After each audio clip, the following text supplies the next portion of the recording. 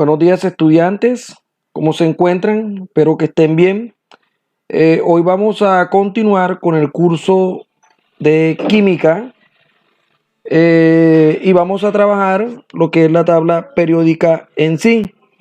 Bien, la tabla periódica en clases pasadas habíamos trabajado acerca de la configuración electrónica y la relación que ésta tiene en la tabla periódica.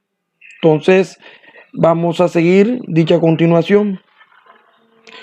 Bueno, lo primero que hay que hablar, lo primero que hay que mencionar es el origen de la misma. ¿De dónde viene la tabla periódica? No desde el punto de vista humano, ¿verdad? Sino desde el punto de vista del origen mismo, es decir, de dónde vienen estos elementos. Bien, los elementos de la tabla periódica los podemos rastrear sus orígenes desde el Big Bang. Hace 14.500, 13.800 a 14.000 millones de años, en un punto específico del universo, toda la energía, se concentró. Luego, en milésimas de segundos, se formó una liberación, una reacción exotérmica gigantesca, y en medio de los primores de esta energía empezó a formarse la materia. La primera materia es el átomo hidrógeno. ¿Por qué? Es una partícula formada por un electrón, dos neutrones y un protón. En milésimas de segundos ocurrió esto. Más adelante, este hidrógeno, por reacciones que hemos dado en clases pasadas, conocidas como reacciones de radiación nuclear. Acuérdense que trabajamos mucho lo que es la interacción débil o fuerza nuclear débil. El hidrógeno fue formando absorbiendo tipos de partículas, se fue lentamente cambiando su número de protones de 1 a 2. Y lo mismo ocurrió con el número de electrones. Así que el hidrógeno fue formando helio. Aquí tenemos, como podemos ver, aquí en el Big Bang se formaron lo que tiene esta coloración, un morado muy claro como el hidrógeno y el helio. De hecho, el hidrógeno y el helio son los elementos con mayor proporción del universo, pero no nos quedemos allí. Más adelante, después de que todo se formó, lo que siguió a continuación fueron grandes cúmulos de polvo, donde empezaron a nacer las estrellas. Las estrellas en lo que llaman nebulosa, ¿verdad? Aquí se sitúan de color verde, digámoslo así, ese conjunto de estrellas empezaron a formar sodio, magnesio, potasio, calcio. Podemos ver el cromo, manganeso, cobre, zinc, etcétera. Luego vemos una categoría aquí en azul, un poquito más oscuro, los que se formaron por rayos cósmicos, rayos gamma, rayos beta, etcétera.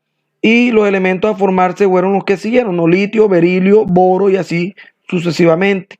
Algunos se formaron por pequeñas estrellas, que tenemos las coloraciones así, entre esas el carbono, nitrógeno, oxígeno, etcétera. Y por último, otras se forman por supernovas, recordando que supernovas se forman cuando una estrella ya caduca, forma una implosión y luego una explosión inmensa donde bombardea de partículas el medio que le rodea, y son la mayoría de elementos. Hay un grupito que son sintetizados o realizados por el hombre que se encuentran en esta franja de abajo, en parte de los elementos raros, ¿no? Lo que llaman tierras raras. Bien, entonces, miren que todos nosotros tenemos un origen, porque nosotros estamos formados por elementos, pero a la vez esos elementos vienen formándose desde hace millones y millones y millones de años atrás, se vienen formando desde el universo mismo. ¿Por qué trato este tema? Porque generalmente en los cursos de química se toma o se habla acerca de la historia, ¿no? Que ustedes vieron en el video anterior, los últimos minutos, pero muy poco se toca en mismo de los elementos. vienen del universo. Cuando dice o cuando pues subrayo lo que dijo Carl Sagan, un famoso astrónomo y divulgador científico, decía que somos polvo de estrellas. Bueno, continuamos. La tabla periódica en sí.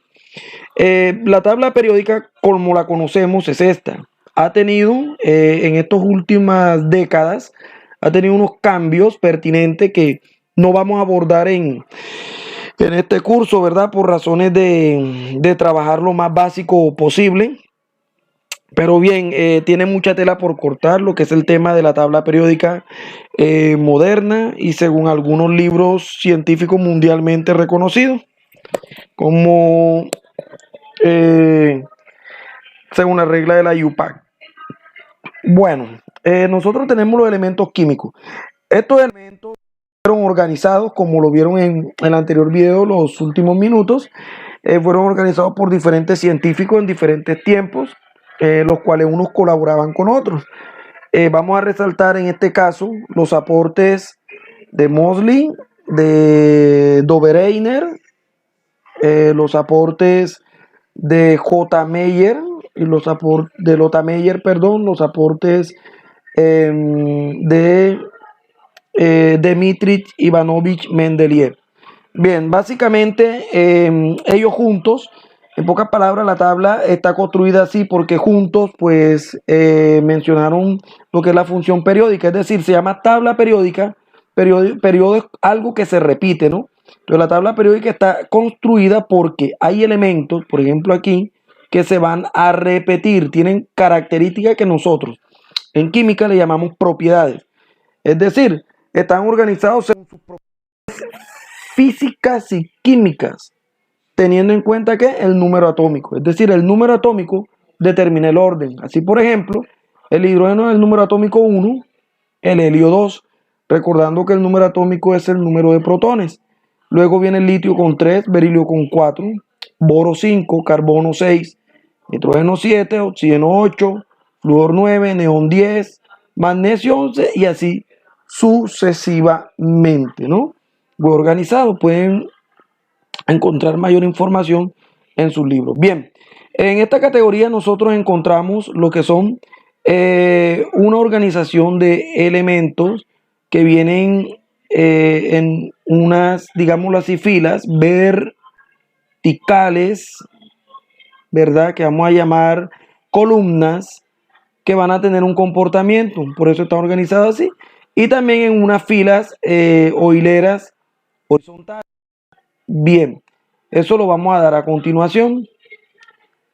Se dividen en categorías, son más, pero vamos a trabajar las más básicas, que serían grupos o familias. Son las columnas u organizaciones verticales, como así.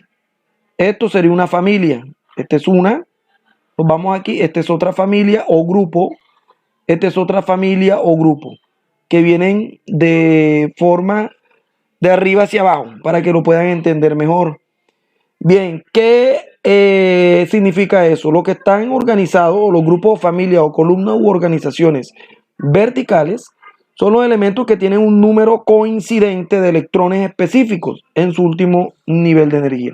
¿Eso qué quiere decir? Vamos a tomar el primer grupo o familia. Este se llama grupo o familia del hidrógeno o familia alcalinos. Este grupo conocido como alcalinos, que está encabezado por el hidrógeno, luego el sodio, potasio, rubidio y así sucesivamente. Estos elementos que ustedes ven aquí, ¿verdad? De arriba hacia abajo, se les conoce como alcalino este grupo. ¿Por qué están allí? Todos estos elementos, no importando su número atómico, ¿verdad? Todos sus electrones van en su último nivel, van a ser 1. Es decir, hidrógeno en su último nivel o único tiene un electrón. El litio tiene 2 niveles, en su último nivel tiene un electrón. El sodio tiene 3 niveles, en su último nivel tiene solo un electrón. Y todos los elementos que se encuentran aquí tienen en su último nivel un electrón. Este grupo de aquí, en su último nivel, todos tienen 2 electrones. y estos elementos que se encuentran aquí en su último nivel tienen 8 electrones. ¿Sí ven? Así se está organizando la tabla. Bien, esas son las familias. Bueno, algunas tienen nombre, como la del hidrógeno, que se le llama alcalinos. Esta del beridio, o grupo 2, se le conoce como alcalino-térreos. Tenemos este grupo de aquí, que es el grupo del boro. Este es el grupo del carbono, el grupo del nitrógeno, también se le puede llamar así. Tenemos, por ejemplo, este grupo especial, muy mencionado, que es el del flúor, se conocen como halogenuros con H, que de gato, halogenuros.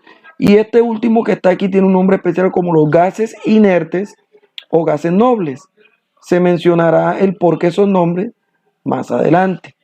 Bien, resulta que no es lo único. ¿Se acuerdan que hay una fila de organización horizontal? Todos estos elementos están organizados así. ¿Por qué? Se disponen en orden los elementos que coinciden en el número de niveles de energía. Y aquí vamos. Pues, mientras aquí se organiza por el número de electrones en su último nivel, si tomamos un ejemplo el potasio, todo este grupo que estoy marcando aquí, todo este grupo de aquí, se conoce como periodos. Ya ven, es una hilera de manera horizontal. ¿Por qué se llama periodos? Periodos quiere decir que algunas características de estos elementos se van repitiendo. ¿Eso en qué consiste? Consiste en que todos los elementos como el potasio, calcio, cromo, hierro, cobre, germanio, bromo, criptón, tienen algo en común. ¿Y qué es eso en común? Resulta que ellos tienen el mismo número de nivel, y acuérdense que los niveles son los lugares donde los electrones se encuentran rotando o trasladándose. Si por ejemplo el hidrógeno y el helio pertenecen al periodo 1, el litio, berilio, carbono, nitrógeno, oxígeno, flúor y neón, el periodo 2, el sodio, magnesio, aluminio, silicio, fósforo, azufre, cloro y argón al periodo 3, y así todo esto vienen al periodo 4, luego el periodo 5, luego el periodo 6 y el periodo 7. Este grupo es sacado de aquí, que es el grupo conocido como tierra rara, es debido a su estudio, ¿verdad? Y a su configuración electrónica, que generalmente lo estudia la física. Ok, entonces ya sabemos que los periodos, que son esas hileras horizontales, hacen referencia a cuántos niveles de energía tiene cada elemento. Y la familia o grupos hablan de cuántos electrones tiene en tu último nivel. Bien, entonces pasamos de manera rápida a una clasificación. La clasificación de la tabla se encuentra así. La gran mayoría de los elementos son metales, que son los que están en azul. Todos ellos son metales. Las tierras raras, sin excepción, son metálicos. Hay una acomodación del hidrógeno, debido a que el hidrógeno es un no metal, el hidrógeno es un gas. Sin embargo, tiene comportamiento de metal, por eso se ubica aquí, es la excepción de la regla. Este pedazo que vemos acá de color anaranjado son los no metales. ¿Quiénes se encuentran ahí? El carbono, nitrógeno, bromo, se encuentra el flúor, el cloro, ¿verdad? Todos ellos son no metales. Miren que es una fracción muy pequeña. Este último grupo que yo le llamaba gases inertes o gases nobles, estos gases en especial tienen un comportamiento, aunque no son metales, porque son no metales y todos son gases, tienen un comportamiento muy diferente al resto de elementos de la tabla periódica. Esta franja que ustedes ven aquí, un amarillo o un verdoso, como lo quieran ver, se les conocen como elementos intermedios entre metales y no metales. Estos elementos intermedios se les llama y se les conoce como metaloides, es decir, tienen comportamientos de metal y comportamientos de no metálicos. En el libro se encuentran la descripción, pueden hacer la respectiva lectura allí y van a hablar un poco acerca de cuál es la diferencia entre metales y no metales. Bueno, hay una gran discusión en la química el día de hoy porque no se ha definido en sí qué es un metal como tal. Generalmente decimos que un metal es un mejor conductor de electricidad, un buen conductor de calor, y que brilla, pero ojo, hay elementos no metálicos que tienen la capacidad también de brillar. Por ejemplo, hay elementos formados por silicio y otros no metálicos que forman unas sales que brillan. Generalmente hay una historia conocida como en Estados Unidos, si mal no estoy, en una región donde se encuentran unos metales o una estructura muy brillante y que muchos cuando lo vieron por primera vez creyeron que era oro, pero no, es un mineral que brilla mucho. Este es conocido como el oro de los tontos. Les debo de pronto el nombre, se lo estaré indagando para informarles. Bien, entonces aquí pueden ver el único metal que es líquido es el mercurio, que se encuentra aproximadamente en esta región. Para que ustedes tengan una idea de este comportamiento, porque más adelante vamos a aterrizar un poco en este tema del por qué los metales y no metales están separados debido a unos comportamientos que ellos van a tener. ¿Ok? La tabla periódica está organizada según los orbitales, como les decía anteriormente, hicimos en la clase pasada, realizamos un taller de los orbitales atómicos. Y si ustedes pueden notar, todos los elementos que se encuentran en el grupo 1 y 2, que son alcalino y alcalino térreo, todos por obligación y por regla van a terminar en una configuración S. Si nos vamos a estos metales que se ubican aquí, estos metales se conocen como metales de transición. Generalmente van a haber grupo 1B, 2B, 3B, etc. Estos se les llaman así debido, bueno, es un tema extenso, pero una de las principales características es que estos elementos, su número, que más adelante vamos a trabajar, número de oxidación, ¿verdad? Interactúa mucho, es decir, son muy cambiantes. Todo termina en configuración D. Luego nos vamos a esta región de aquí, donde ya sabemos, encuentran algunos metales, metaloides y no metales. Todas sus configuraciones electrónicas van a terminar en P. S, pero generalmente en P. Y esto de aquí en configuración F, pero ya sabemos que es un estudio de la física. Entonces, esto es una idea global de la tabla periódica para que ustedes lo tengan en cuenta.